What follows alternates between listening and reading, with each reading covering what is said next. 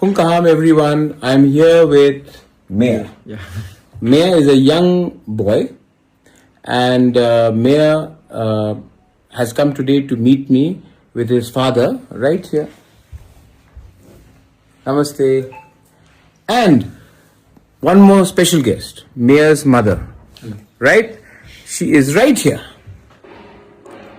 Sapna, मेरा Emily.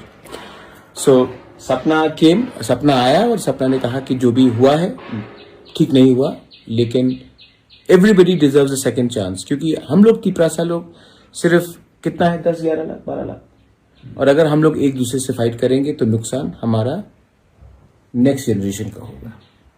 तो अगर नेक्स्ट जनरेशन को अच्छा एग्जाम्पल देना है तो इलेक्शन खत्म हो चुका है, सबको एक सेकंड चांस मिलना चाहिए और प्यार से हम लोग एक संग आगे बढ़ के हम लोग we will fight and make our Tiprasa accord and our Thansa more successful.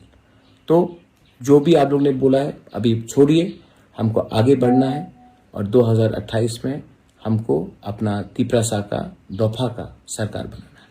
Ally नाम भाई. हम भाई